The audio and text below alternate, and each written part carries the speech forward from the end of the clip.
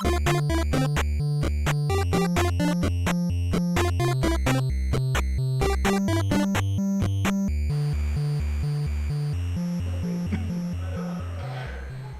up, everybody? Are you recording? Are you recording? That's it. Everyone's doing good tonight. That's good. I heard that they're running out of beer here, so you may need to. I'm just kidding. Go fill up. I'm just kidding. Oh, No, wait. I just want to see what people would do. Maybe they'd go like flood the gates and storm the gates. Storm the castle. Storm the castle. Yeah, they're not going to cheer for that though. They're going to just run away. They'll just get pissed.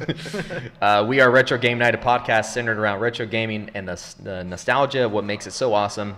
The warm and fuzzy days makes us feel good.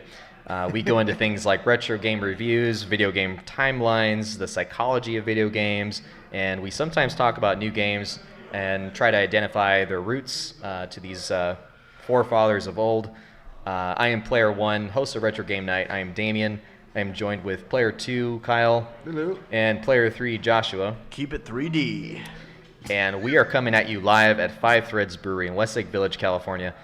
Give it up for the people listening at home.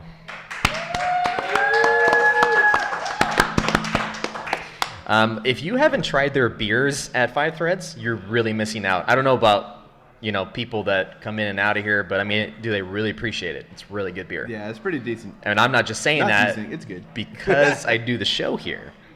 I mean, I legitimately come in on my day off. I'm just saying. It is. There's times after work where I'll just be like, "Where are you at?" "Oh, dude, I'm over at Five Threads. Come on." And it's genuinely good beer. It's very well crafted.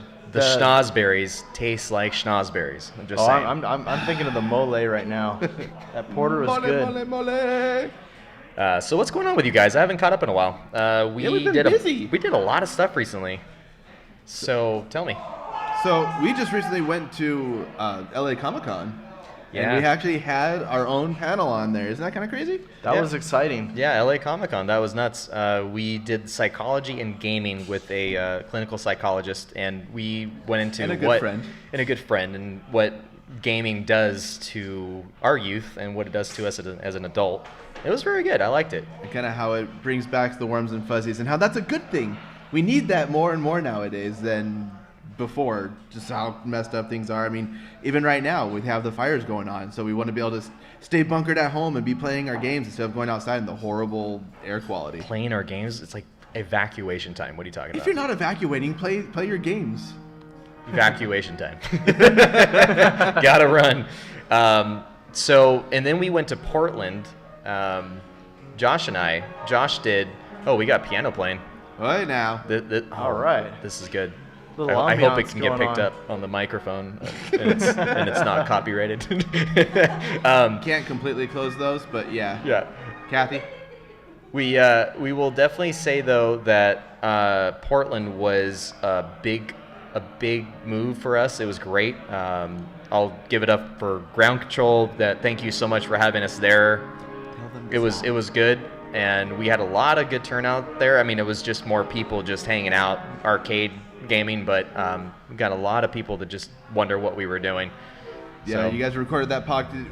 Now, are we going to be able to hear that one, or was that not able to be recorded? What happened with that? well, It was very loud inside. Here's the thing: it was loud, and we had sound equipment issues. Not Ground Control's fault at all. It was just our setup. We're used to doing it here live at Five Threads, and over there, the setup was very different. So we weren't able to really figure out like how to get into their system, so we had to kind of maneuver certain things. Gotcha. Yeah. Right, but hopefully, and I think part of it is at that bar arcade, it was more of that they were used to having DJs in there rather than people that were actively trying to interact with those who were there, the other patrons. Usually they have DJs, so they're just playing music and no one's really paying much attention to them, so that's what the crowd there was kind of used to. Gotcha. Yeah, I would say that was the main thing, is that the noise level was a little bit much, but we expected that in an arcade bar. It was more set up for DJing and loud music to kind of overwhelm what was happening. But either way, we were just happy we could do it. We had a great time. Shout out to Ground Control and Dylan for helping us out, setting us up, and I would definitely do it again there. I just probably would bring better equipment. Try to figure out some way to record that. Absolutely. And then you were there for. that was kind of secondary of why you guys were there. But Josh, True. why were you there and what happened? Now, I was there for the Classic Tetris World Championship. Something that you've been trying to do for a while now, right? Yes, and Yes. I have been trying the last 2 years to be able to get in on this tournament. So things have always turned out happening during the weekends of the expo. And so this time was the first time in about 3 years that I've actually been able to attend this. And boy, was it an eye-opener, because I realized that there's a feature in the NES version of Tetris that I always thought when I saw it in videos that it was some sort of a hack or a cheat. Well, apparently it's part of the game, because if you hold down the A button when you press start to select the level, it actually adds 10 levels to whatever level you're at. And so there was people starting at level 18 and getting huge amount of points, and I'm starting at level 9, which is the furthest you can go on the stock set of levels. And I didn't realize that at the time. Anytime I had to practice at the higher levels, I had to start from scratch, from 0 lines, and work my way up to that level. And so it was a struggle just getting back up there. It wasn't It good was. enough that you were on the hardest setting. You had to go harder than that. 10 times harder. 10 times Oh, no, harder not than 10 that. times, but like significantly harder. I don't know what the Yes. times is, but yeah. and I wasn't quite prepared, because in order to practice at those higher speeds, you have to be practicing at those higher speeds. And if you're playing all the time at starting from a lower level, it gets a little harder to reach there. But if you can instantaneously get to that point, which now I know how to. Like the launching point is like level 18 now, right? That Instead does- of 9. Right, that does So seem to be doubles where the that. pros are. Jeez. Is they start at 18 rather than 19, because there's a significant speed jump, at least it seems like there is, between 18 and 19. So I see all these like guys just maneuvering their blocks in the air, and then I see Josh amongst these other guys that are just so into it and like so tense, and Josh is just like super calm. And everything's just like doop, doop, That sounds like our Josh. Yeah, He I kept his know cool. I know it's a full year before the next expo, but for some of those who are actually here at Five Threads, I was actually playing on our NES Classic, and I've already been practicing on level 15, 16, and I was already working on level 18. It's impressive. It's kind of crazy how fast that goes and how people's minds can just manipulate those blocks the way they can, which way they need to spin it, which buttons to press. It's just, my brain doesn't work that way. So when I see that, I'm just literally just mesmerized going, how in the world do you do stuff like Yes. that? It boggles my mind, so that's really cool. And the thing is that what I really need to do is, and I know some of the pros do this, is that they kind of vibrate their hand in a weird way that they're able to select the controller faster than if you were to just hold down on the D-pad. You're actually able to move the parts closer to the edges. They faster. jackhammer the D-pad. They do. That's how it works. That's how that'd these be pros crazy. do it. And so I'm gonna have to work on that. I think that's my next step right there. I will say the losers that didn't get very far. I saw kind of what they were doing, and when they didn't make it, I appreciated the good sportsmanship. No one just chucked the controller or Rage quit. Yeah, rage quit. It was just like, oh, okay. No broken TVs. I am nowhere good enough for this. So Wow. just place it here. It goes to show that you don't get that mad when you play video games. And Or some can, but I mean. Some can, yeah, that's true. I mean, it depends on the person. I will say the expo though was a lot of fun. It was like the biggest garage sale of your life, and all it was just games and systems everywhere. Some that were broken and needed repair, but hey, they're here for sale. Do you want it?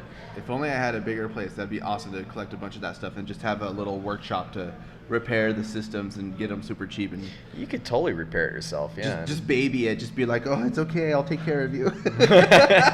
Yeah, the Los Angeles Comic Con, I mean, now I know it's Comic Con, so it's more focused on comics and Pop manga. culture and- But I think we only found maybe 2 or 3 vendors that were selling video games. Here at the Portland Retro Gaming Expo, I would say at least 75% of them were selling games anywhere from Atari all the way to Wow. Nintendo 64, Wii, Even I think maybe a few were selling Wii U games. Very few. Speaking of, here we go. Are we gonna get into our show? I think it's time. I think we need to get around our show. Wait a second though. I think Kyle had something going on that same weekend as well. Oh, you did? Oh yeah, over here at Five Threads on the 19th, they actually held their 4-year anniversary for being open as a brewery, and it was a great little party that they had going on here. Can we give it up for Five Threads for 4 years? Yeah. Congratulations, Five Threads. So yeah. So tell me about it. How drunk did you get? What happens at Five Threads stays at Five Threads. Let's just say it. No. It was fun. It had a good food truck here. Had some live music, good bands, good people. Just had some nice conversations. Some people who enjoyed retro gaming. So hopefully they check us out and tune in and listen to it. But yeah, all in all, it was a fun night. Nice. I have to say I am an old man, so I had to go take a 20-minute nap in the car and then came back to it. So that's somebody you had.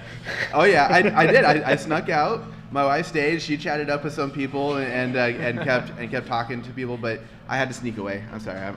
I was tired. It was like 8 o'clock, and I was like, I'm gonna go take a nap for a little bit.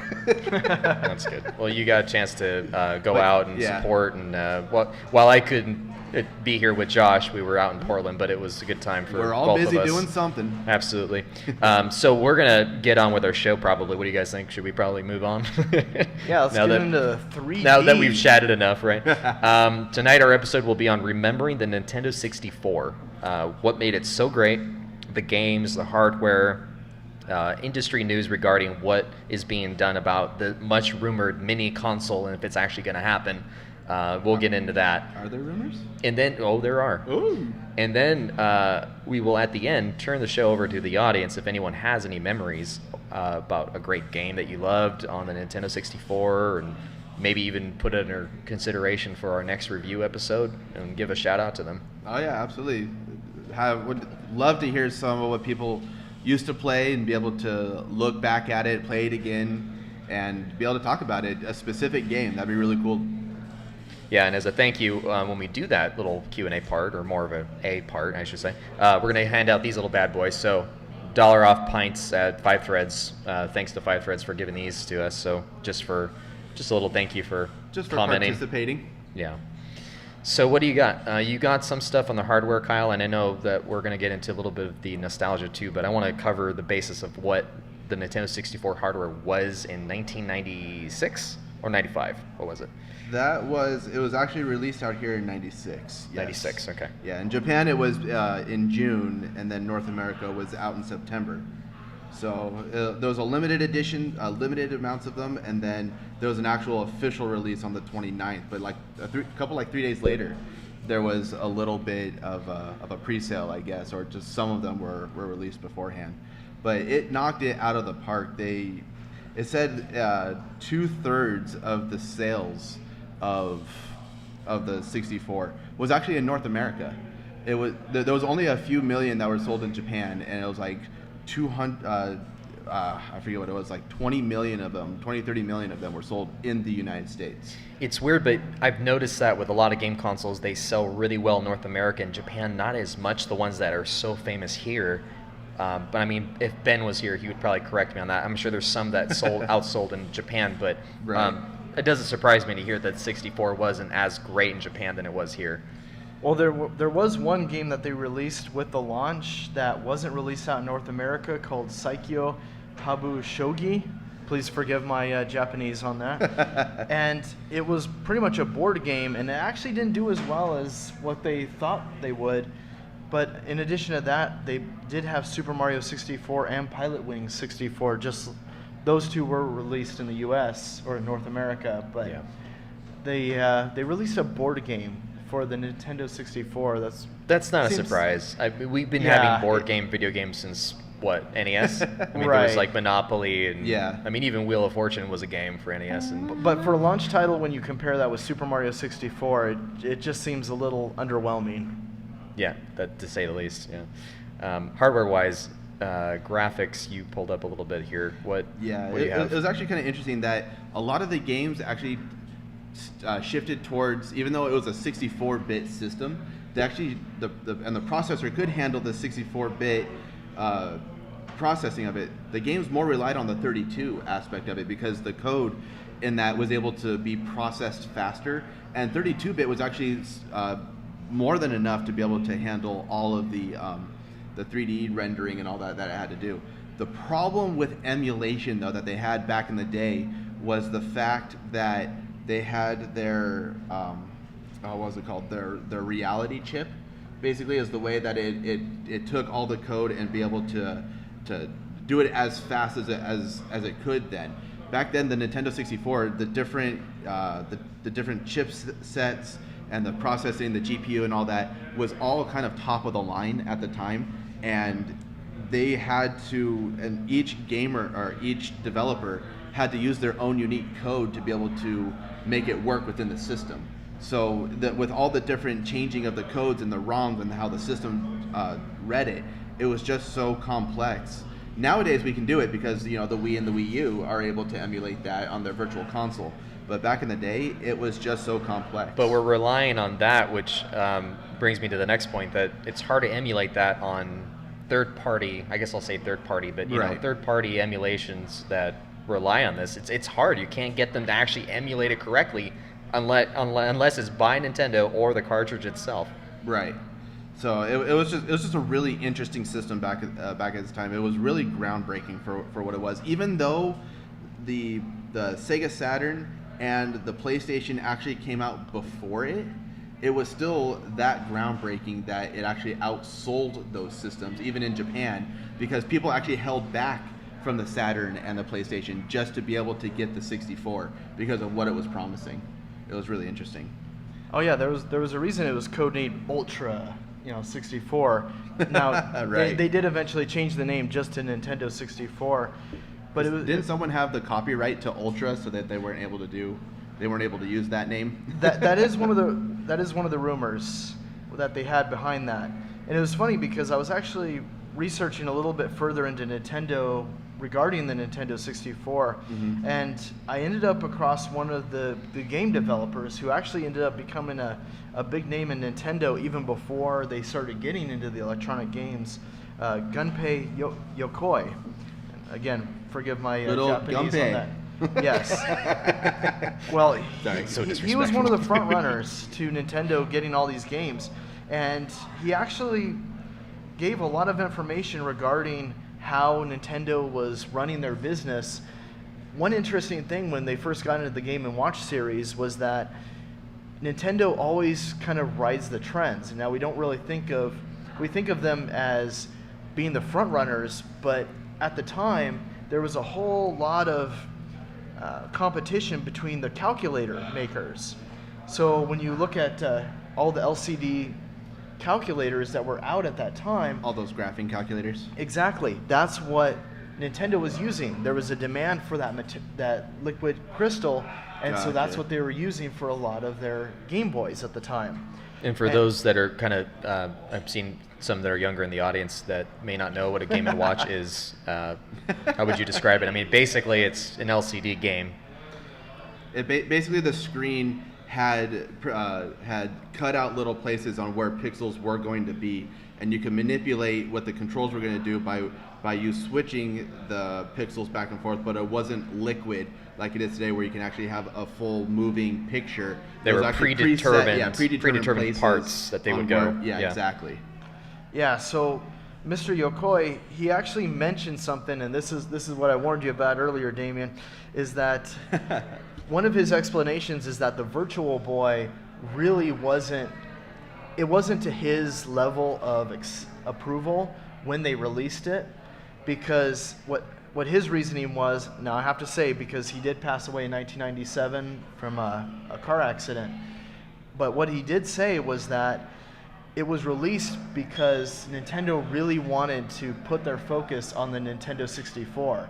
That was their big thing, so they actually released the Virtual Boy early or before it met his expectations, just so they could focus on the 64. Right. And I think it was well worth it. I mean, I know everyone hates on the Virtual Boy, but hey, there you go. I'm sorry. It wasn't done yet. The thing is red, so it was the redheaded stepchild they just kicked out and said, "Here, go find a home. We have more important No, things to just worry ask about." Josh. Well, we were at the expo. I'm Yes. like, I wanted to see a Virtual Boy, and I literally see one. I'm like, I stop in my tracks. I'm like, was can there. I look at that real quick? How much? How much? Oh, it was like 250 or 150 or something like that. Like, That's yeah, still- that's still it up is. there. Yeah, I knew Wow. it would Yeah. be because of the rarity, but Yeah. just the fact that it was there, I'm like, that's interesting. I don't know if I would quite dip in to get it, but just for the sheer fact of its rarity and how much controversy, I kind of want to. Right. Yeah, that's pretty crazy. But it also helps to see how legit that Retro Gaming Expo is. I mean, they welcome everything. they have all the niches. Yes, I didn't. It was the connection on the phone was a little difficult inside the expo hall, but A horrible phone signal. right. And I was trying to research how much. I know. I wish Ben were here so he could help us with the different Atari consoles, but I think they had most of them there. Yeah, they had a lot of retro stuff that I had never even seen. I'm sure he would know what it was just looking at it. He's very well versed in the older retro stuff that was even before his time. Like he even knows what it is. But there was things that looked like pieces of furniture, and that they were actually gaming consoles, just carved out of wood. And like, that's the original. I'm like, yeah, it's the original. And what's nice is in the area where you could play the games, they had Ataris out there amongst the hall. Yeah. That's so crazy. All right, so let's just burn through a little bit more of this. So it only had 4 megabytes of memory. That's of, it? of random access What? memory. RAM, That's yeah. it. Wait, is that including the expansion pack or no? No, Okay. that was just stock on it. Because and if the, they included that, I'd be what, scared. What was interesting, what they were talking about, because despite being on with the Saturn and the PlayStation, they were the only one that were still using cartridges. And that was actually kind of their saving grace, because the cartridges kind of helped with that and added a little bit to it. The cartridge did a little bit of the processing with it, or not the processing, but the memory of it. It was faster. Yeah, exactly. We had barely had any loading times on that versus, those giant loading screens on the Saturn and the PlayStation. But then they had the expansion pack that came out with Donkey Kong 64, and I think Jet Force Gemini was one of them too. I think was one that benefited from that. That actually doubled the amount of memory to be 8 megabytes. I don't remember anybody remembers there was a Donkey Kong one that had the bongos. That you, Yeah, that you was. just like, Nintendo is just so they innovative had so with their controls. so much innovative little things, accessories to put with their consoles. But the downside to having the cartridges was the fact that they cost about those games were $10 more than the CDs were, and it took 2 weeks from order to shipment to be able to get out an order of the cartridges. So it was hard to determine whether or not a game was going to be successful or not, if they're going to have the stock in it or not, and how bad the back orders were. But what was interesting is, and if anybody has a 64 and and heard the rumors about the region locking on it, just know that the region lock is only the way that the cartridge is cut. So essentially, if it's cut differently, you can put that into a Japanese system. Or a Japanese game into a U.S. system. So that's all it is. Because they said that they were going to do region locking chips in the cartridges to be able to prevent it, but that was just actually a rumor. It's just the way that the cartridge is cut, so it can fit in it or not. Because that's what they did with the NES. If you put in an NES cartridge, and you remember the blinking, the gray blinking, Right. the gray screen blinking, that was actually the chip that I try to identify which region it was from. And if you try putting an import cartridge, it would just be a blank gray screen. Gotcha. But if you removed that chip, then instantly everything would play better. It just was certain games it wouldn't register well at first, but yeah, it seems like this would be region free, which is great if you could actually cut it to be different. Yeah, the way you could cut it. So, but yeah, so that's just kind of the little bits of it. They had little adjustments or little add-ons to it, like the 64 DD, but unfortunately that was only released in Japan. It was a CD-based thing that you could add on to the bottom of it to be able to play CD games on it as well. So they did try to go to the CDs, but it only stayed in Japan. It never really came out. Well, here. not only that, but it's a little harder to mess up a cartridge by scratching it versus a CD. That is one of the benefits of the cartridge, though, is that the environmental factor of it, those lasted a lot longer, and you could actually save your game status or your save games on the cartridge itself. You didn't have to have an additional memory card on it too. That's a nice thing because PlayStation was out right around that time, and you had to buy memory cards for that. You couldn't save that internally. Right. So they relied on the old ways, which was it would save on the cartridge, and I can think off the top of my head, Legend of Zelda for NES. Metroid. Super Metroid is one, yeah, where it would just rely on the battery backup. Yeah, exactly. But you can't do that with CD because there's nowhere to put the battery. Well, I'm sure they could figure out. No, I'm just kidding. I really doubt that. Well, and not only that, but the PlayStation was released before the original. That was released in Right. Let's see, November. Oh no. That was September 1995 in North America. Right. So they did have a head start. They had head start on that. They actually held back. That was one of the things is Nintendo purposefully held back from releasing it because they wanted to have the Saturn and the PlayStation out there first. And a lot of people actually held back from buying even those because of what Nintendo was going to be putting out there. So they were waiting for Nintendo to put that out. So it was kind of interesting of the loyalty that some people had with Nintendo and not going out for the competition, but waiting for that. And they had no idea what to expect on that either because, when you think about all the add-ons to the N64 controller, who would have thought that you could have an add-on pack that you can put your Pokemon Red and Blue cartridge in there. Pokemon Stadium? Yep, Pokemon Stadium. Someone's partial to it. And then you had the attachable Rumble Pack, then you had the memory cards. Let's talk about the Rumble Pack for a second. Talk about innovative, because PlayStation didn't have their Rumble feature at this point in time for their console, for the controllers. So the old school controllers were just... They didn't even have a joystick. No, right, they didn't. Yeah, it was literally just the D-pad. The D-pad, and at this point... Nintendo 64 would probably be the ones in the forefront with a joystick, the ability to put a Rumble Pack, but in this case you had to buy the Rumble Pack and put it on. Didn't it come with Star Fox 64? Came with Star Fox 64. Yeah. And that game, of course, is legendary. A godsend. It's so good. It's amazing. But the innovativeness of Nintendo, we've said this in our episodes, where Nintendo just always has the upper hand when it comes to innovation. And one little fun fact with that is that when they were testing out the controller, they actually hid the prototype controller in a cardboard box while they were playing it. Just because it was such a drastic change between the SNES controller to the N64 controller. Night and day. They actually completely hid it even while they were testing it, just so there would be no risk of any sort of leak to show what they were doing. In terms of the controller, I have a very love-hate relationship with it, but mostly hate because there's 3 it's prongs so and I only have 2 hands. Where do I hold this? It's the most awkward. I remember that as a kid holding it. I was like, how do I? Oh, okay. Like I had to see another kid play with it. I'm like, okay, I understand how to use it now. Holding it to either side and trying to reach the joystick from the outside. It's the most bizarre controller. It is. But what was really interesting was once you actually felt that middle part where the joystick is, then you actually felt the Z button on the bottom. You're like, wait, what? Hold on, that's bizarre. Yeah, it was a weird little button. Yeah. It was designed very uniquely. So. And I think this was the only system at the time that actually embraced 4 ports for multiplayer. Built in, where you didn't have to buy them like a multi-tap or any sort of adapter. And the system came with 2 controllers right out the bat, so they actually were encouraging co-op play right away, which is really awesome. Nintendo's always been that way. Yeah, it was definitely a good move, especially with certain games that were 4 players, such as GoldenEye, which was a big deal. Perfect Dark. Oh, so good. That kind of started the multiplayer phenomenon, really, as far as how many people you could get onto one system. Right. And square it off into one TV into four little screens. Yeah, it was the only system that actually had that capability to be able to do 4 people on, 4-player couch co-op. Now that we call it. Yeah. Now it's a thing of the past. We can't really get many games that are couch co-op. It's so difficult. Except for the Switch. The Switch still does a lot of the couch co-op stuff. I've been noticing. If you look on the store, it'll show that it'll show one system and it'll show like 1 to 4 players. You can still do couch co-op stuff on the Switch.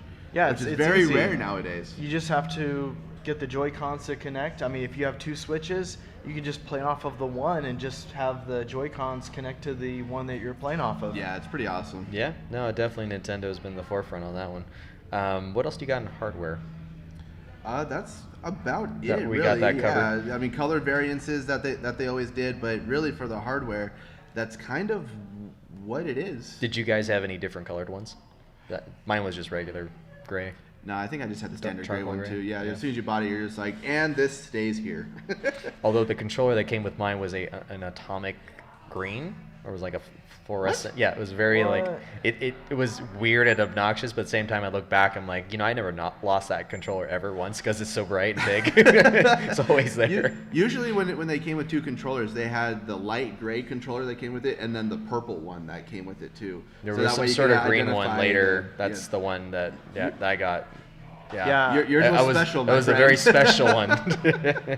Never saw that one again. I ended up buying the whole set. I think I mentioned it before in an earlier podcast, but I bought my whole set from a neighbor, and I ended up with 4 controllers. Mm-hmm. And I'm trying to remember because I know I definitely have one that's gray, one that's blue, and one that's green. I'm trying to remember what the 4th one was, but Indigo, yeah, violet. they are different colors.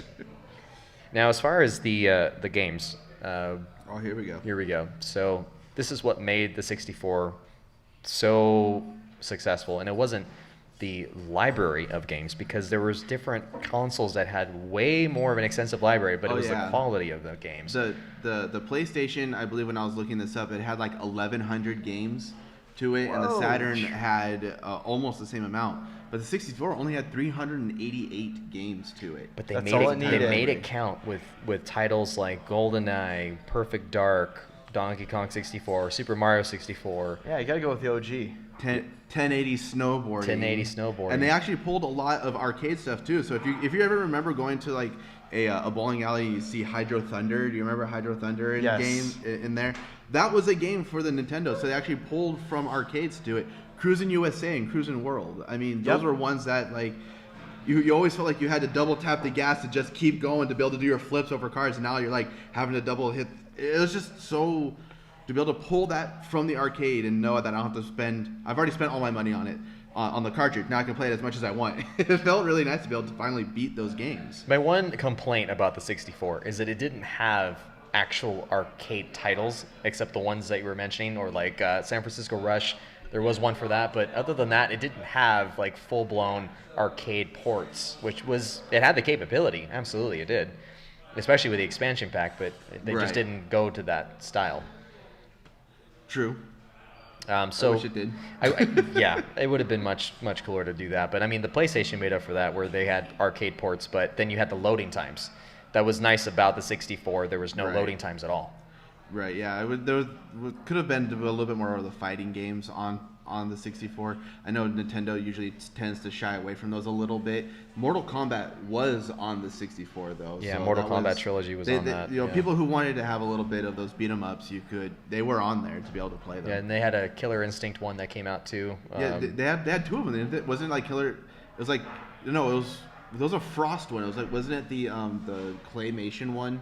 That was really weird. yeah, that was on I think it might have been Clay Fighter. And then Clay Fighter, and then Yeah. also Killer Instinct Gold was Yeah, also on the yeah. 64. Well, Killer Instinct was meant to be one of the launch titles, but they actually pulled that back along with Cruisin' USA because it didn't meet the Nintendo standards. Yeah, that's why we only What had standards? the 2. Yeah, that's why Nintendo only has standards. What? Apparently, they have of standards. Super Mario 64 and Pilot Wing 64 were the only 2 that were launch titles with the North American release. Wow. Now, they did come out later, but as far as launch titles, they were pushed back, actually. So do you guys remember? Well, actually, I'll actually ask you two then. What were your favorite games on the 64? Josh, go.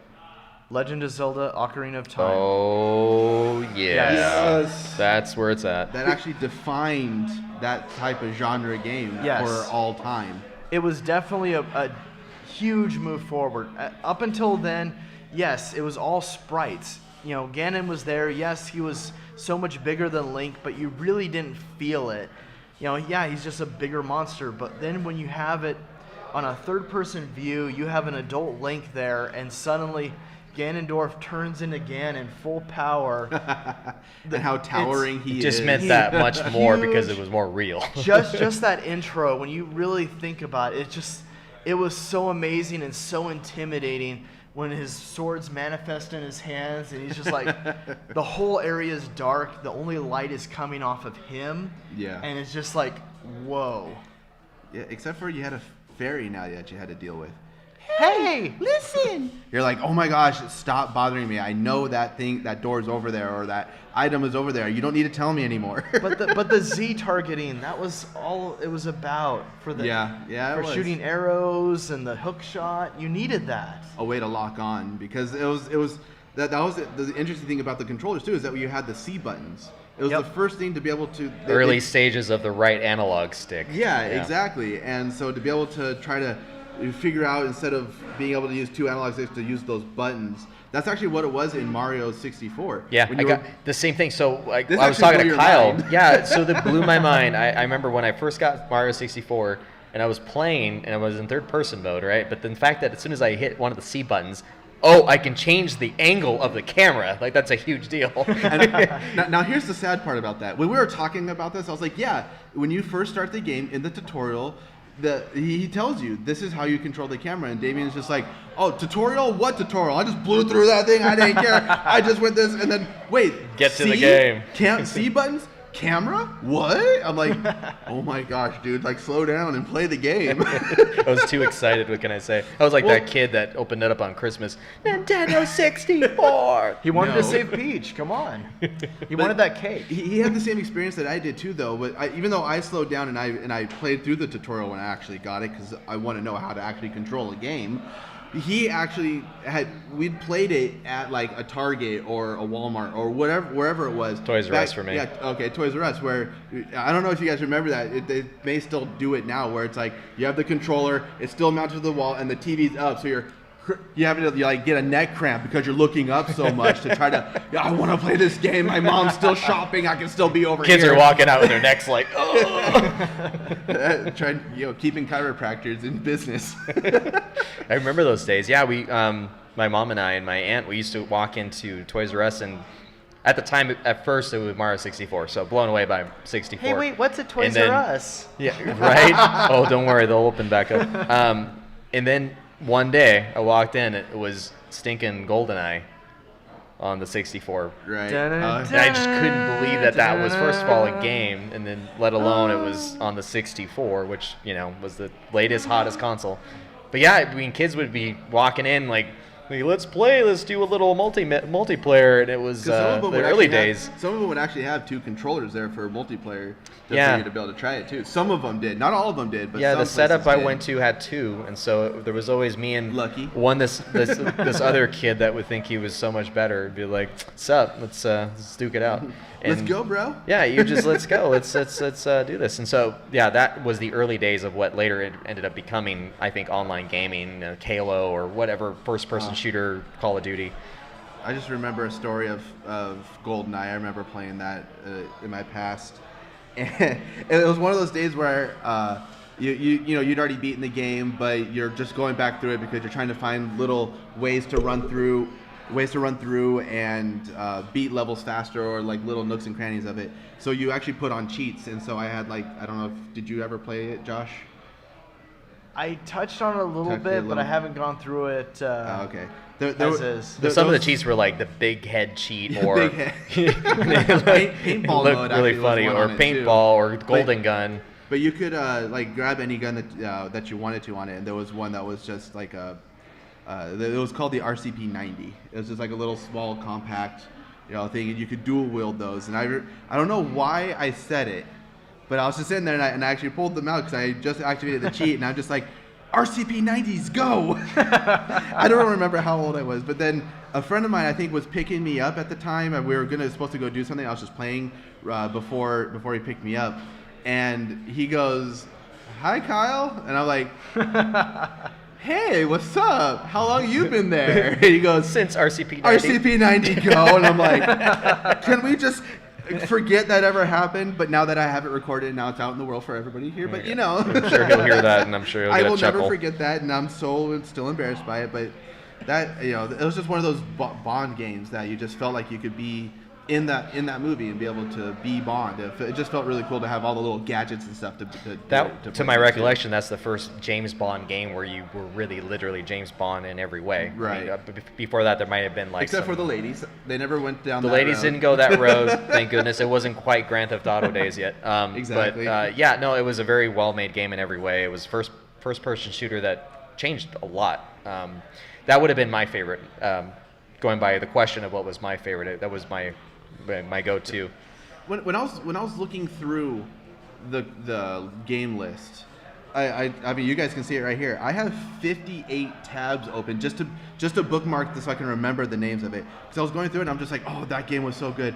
Oh my gosh, that game was so good. And I'm just like, how do you choose? You know, it's like I would say, are there any that you would still go back and play? All of these, I would. There was one that no, I remember. you would or you do. There is a difference. Well, unfortunately, I don't have a 64 or a way to emulate it right now. Boo. I'm in a tiny one-bedroom apartment. Okay, I'm trying to do the best I can with what I got. All right, but like, just looking back at it, one of the ones I remember playing into the ground, and I'd still go back and do it. God, there's like 2 or 3 of them in here. Honestly, like, okay, Diddy Kong Racing. This is going to be something that I want to get into later and dedicate a whole episode to this, because this is something that me and Damien had talked about. That would be kind of an interesting debate to be able to do. But Diddy Kong Racing versus Mario Kart 64. Okay, there you go, because that's one of those games. That's a good debate. When I have people over, I will still get out the Nintendo 64. So that's why I was asking you, is there any that you still do play? Because now I don't have it, so I can't. I don't have 2 Switches, so it's a little hard for a 4-player if I have people visiting. But Mario Kart 64, right? You don't have the drifting yet. It's just you're driving, you got the items. But Diddy Kong Racing had that same thing too, because you still had the items. But what was cool about Diddy Kong Racing was the fact that you could. What's that? Didn't you have planes in Diddy Kong? Planes and hovercrafts too, where you could skim along the water, and then you'd also get on the land that was slippery. So they actually had little niche things. There was enough for a debate. I'll say that. There was enough for a debate. And the different characters. I mean, I know in Mario, the different character usually doesn't really mean much. I mean, Bowser, if you got enough speed, he could hit you and bump you out of the way and stuff. But in Diddy Kong, only one character really had an advantage, and that's only if you ground that game into the ground. If you grinded it, did you ever play it? No, I didn't. Did you, Damien? Did you Diddy ever play Kong, it? yeah. Do you remember Tick-Tock Clock? He was an unlockable character at the very end of the game. If you did all of the challenges, he was literally just a clock that would just sit in this stuff. No, I don't think I ever beat it. Like a grandfather clock? No, just like a pocket watch clock that he would go there. He was always in the game. He was like the mascot of the game. But once you did all of the challenges and unlocked all of the balloons, or I forget the trophies that you get for the different places. But what was cool about Diddy Kong Racing 2 was that you had an open world island that you actually went to the different places and different different areas to go to, and you had to find all that stuff to unlock Tick-Tock Clock. Yeah. And it just so many different things in it was just so cool that I would. It was just one of those games that I would go back to and actually grind it down again. Yeah, a lot of the games I didn't have that much time with. Like, I believe that one might have been like a rental from Blockbuster back in the day. So I only had 3 days to go through it. Yeah, I had that with a lot of these ones too, like 1080 snowboarding. Yeah, you remember that? Oh yeah. That one was just so interesting, and then the way that you were able to use the C stick to be able to identify whether you're doing a nose grab or the heel grabs, or whether you're going side to side with your tricks and spinning and. Can I just say that I think the Tony Hawk 2 version of Yes. Nintendo 64 is way better than the PlayStation. I just felt like, number one, the loading times, but it was so smooth that that version is my version for sure. The soundtrack was still unlockable Darth Maul with the lightsaber going. Darth Maul? Yeah, I never knew this. You could be Darth Maul in Tony Hawk 2. Was it 2 or 3? It was on the Nintendo 64. That's crazy. 1, 2, and 3 with lightsaber. Yeah, with the double-bladed red lightsaber.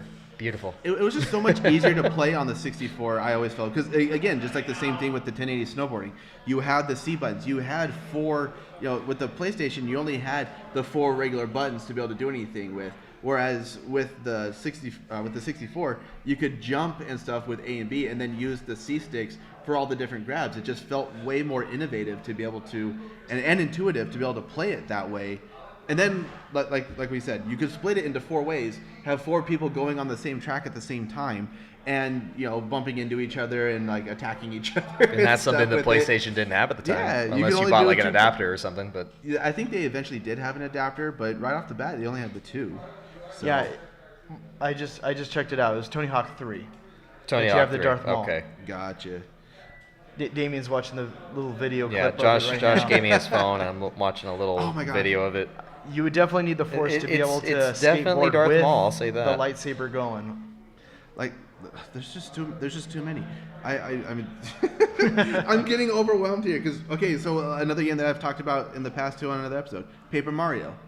Oh, that was for That 64. was on the 64. That's right. Yeah. And again, Nintendo being so innovative, the way the world would shift when you change perspectives, and you could be as thin as a piece of paper and going through cracks and stuff and doing different things as paper, but then also having an RPG element with it with Mario. It was a work of art. It was beautiful, man. It was one of the first games I could ever think of that was just beautifully made to where it was visually just it wasn't cell shaded. It was just It was like paper cardboard cutouts. and cutouts, stuff. right? Yeah. Yeah, Nintendo was very innovative with that. I mean, on the launch title, they have Super Mario 64, the first Mario where you can turn him around in any direction and move around, but then you also have Paper Mario, where now he's two-dimensional, but then in a three-dimensional space, and you got to give exactly. Nintendo credit on that.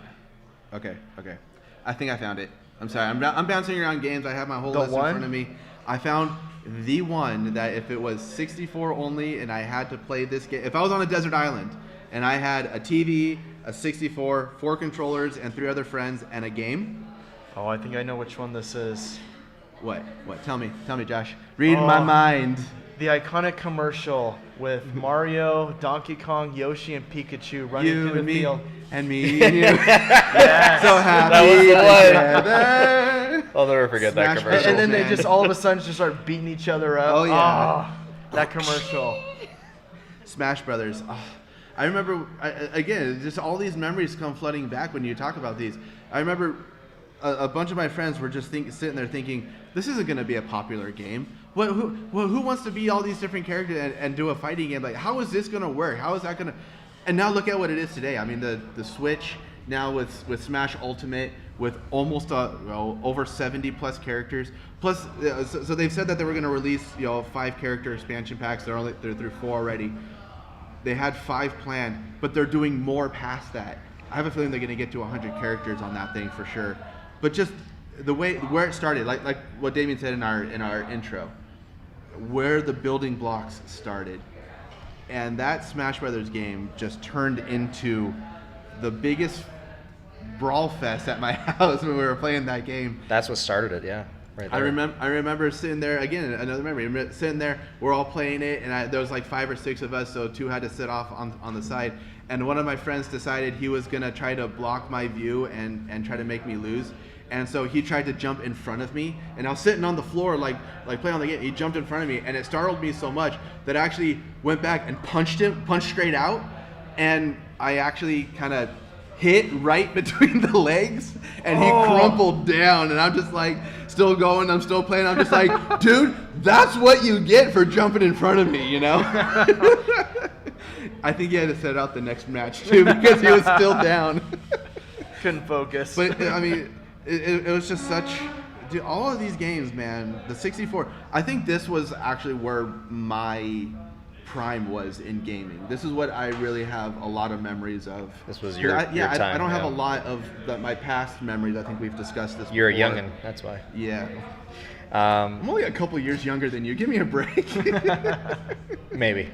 So the next thing I'll say before we end up wrapping up. So the Yes, sir. the Nintendo 64 mini console has been rumored. It's been sought after as far as the information goes. We've had since 2016 the NES Mini Classic come out. We got that playing with the monitor behind us, and then Super Nintendo Mini Classic Right across from us. across over there. Now they just did PlayStation Classic and Sega Genesis Classic. And the TurboGrafx Classic coming. Naturally, people are wondering whatever happened to the idea or concept of the Nintendo 64 Classic. So a lot of what I have scoured over the internet to find out the news of what it is, there is apparently no answer other than just the fact that it's not in concept or work right now. Nintendo is working on avoiding industry fatigue, which means that they have a lot of games that they're coming out with, a lot of systems they don't want to saturate. That's like a stab and a twist, man. It makes me so sad. It's sad because of the fact of how beloved the N64 Classic is.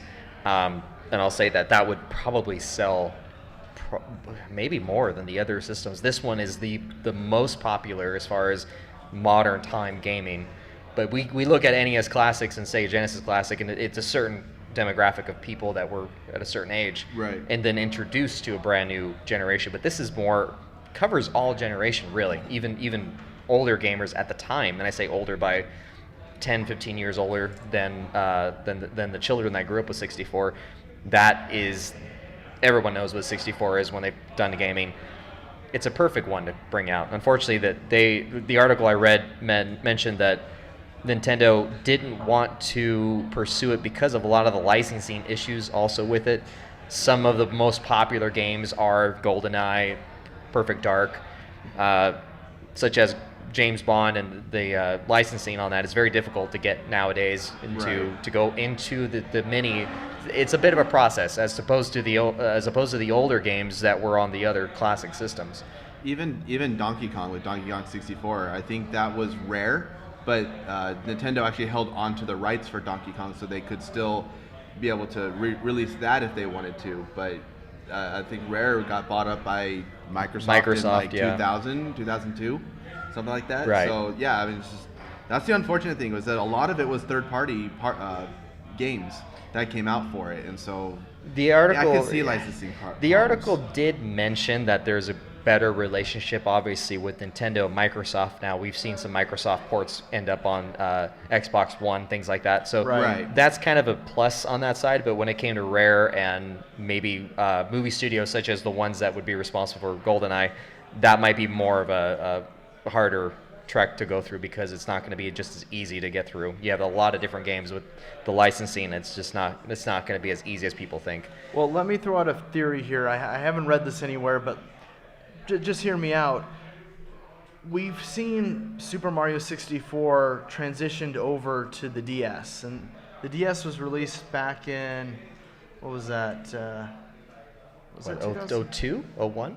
2004. The original DS? 4. Yes, the original DS. Yeah. Okay, yeah, 2004. And there was Super Mario 64 DS, where they had that game ported over. So we know the capabilities are there.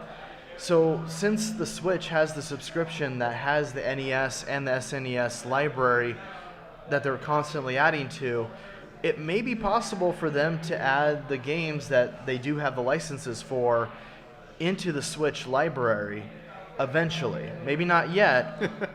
Yeah, I'm still waiting for the second bout of SNES games to come out, let alone a 64, all the 64 games that they have. Well, it may be early, and this may just be a crazy theory, but hey, you know what? If so, then you heard it here first. That would be kind of nice to be able to have that on the Switch. Because you know you can do it. On the go?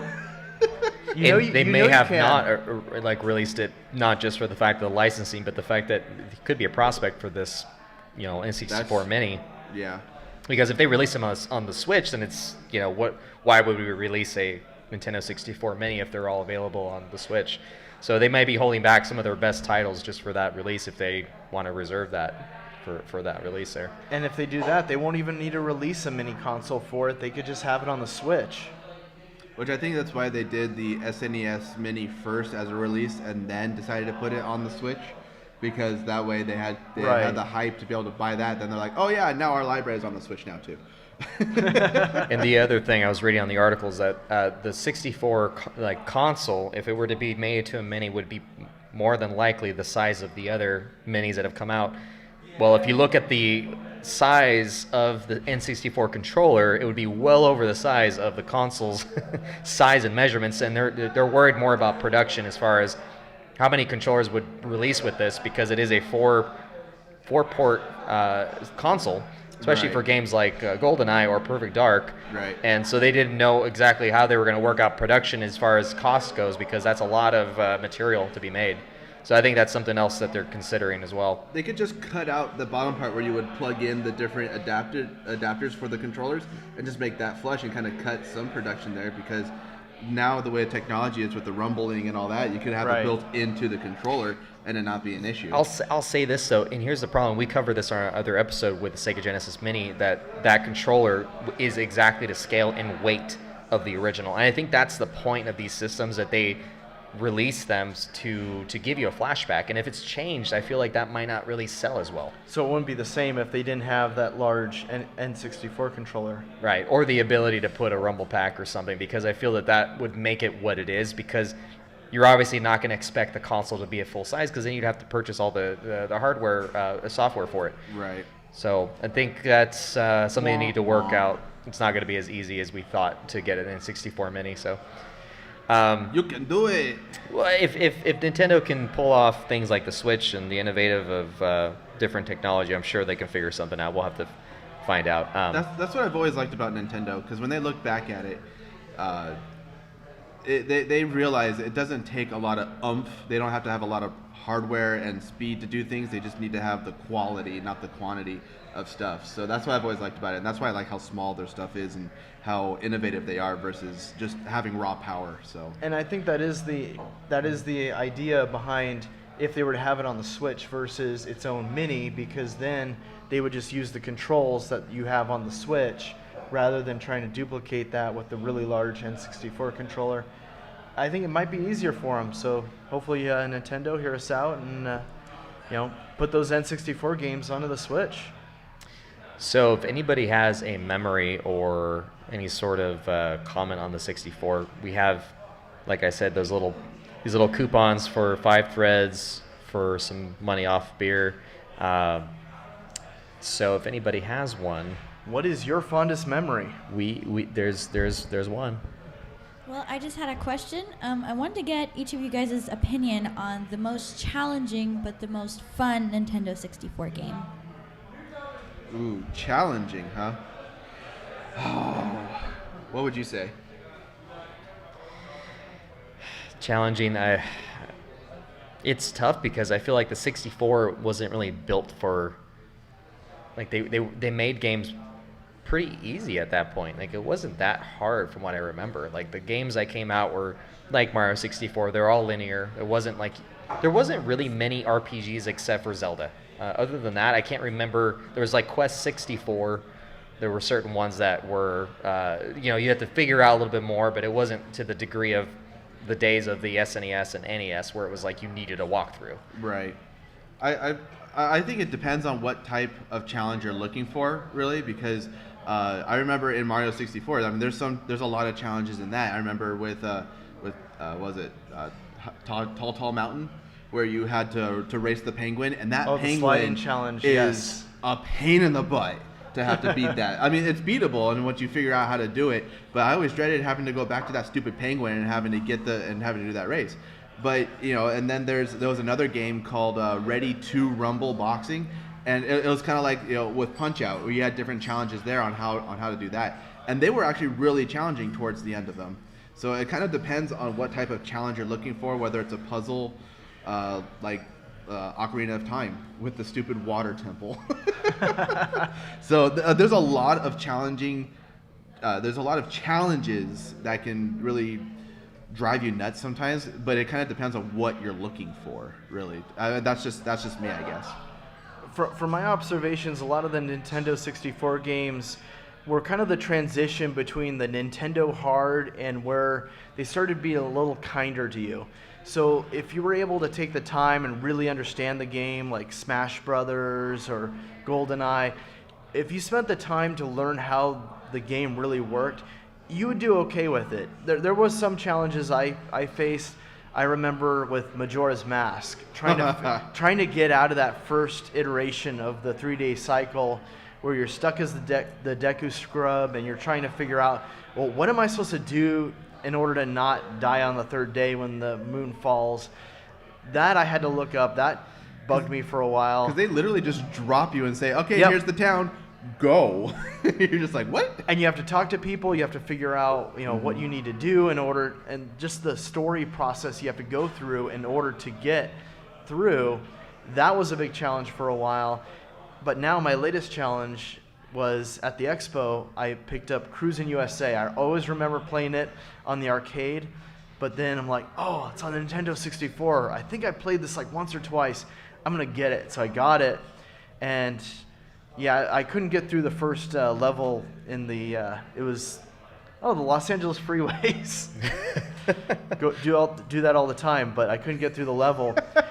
Well, the controls are kind of weird, and so I looked it up, and apparently there is a way to adjust the controls. So when I go back, I have to try that out next time and change things around. But that right now is my biggest challenge. Thank you for your question. Thank you. Next person. Oh, there's someone that has a question, or more of an answer.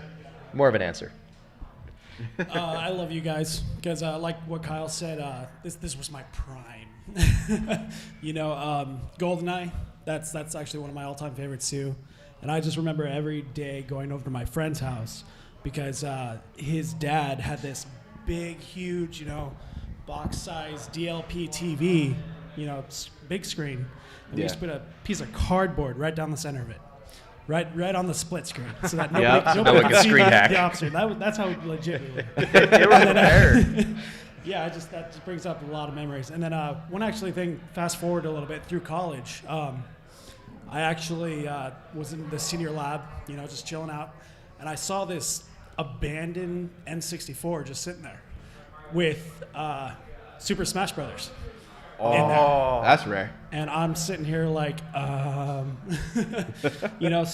it didn't work, first of all. So I was so instinctively just pull up my shirt, pull out that cartridge, flip it under the shirt, blow on it, and voila. There you go. And that was actually my senior year, was playing Super Smash Brothers the entire senior year. So that's the Nice. thing. And when you did Super Smash Brothers, it got everybody involved. And we just did that bit when we were at ground control. That was we looked out in the audience, and everyone was just like while they were looking at us, but they're having fun with each other. And that was, to me, a trip back, because this was like a time where we didn't have internet, we didn't do online gaming. We actually had to stand next to the person and say, "What's up? You ready to do this?" Right. And those were the days. And now we get to relive that if we ever go back to the old stuff, or go to an arcade where you could basically the camaraderie of gaming and having people with you. Or once I actually get my setup going, I want to be able to bring my Switch here with my Smash Brothers and be like, "Hey, who wants to challenge me? Let's go." I'll do it here, one-on-one. If I had it, I would do it right now. I'll take you. Well, We'll talk after. we'll set up a challenge here soon. Unfortunately, we are out of show and out of time, but did everybody have a good night tonight? Let's give it up for Tim, Phoenix, and Five Threads for hosting our awesome show here at this awesome place. Thank you. If you like to do the internets, you'll find us on Instagram at retro_game night, our website where you can find our podcasts and can be heard on all formats, retrogamenightpodcast.com.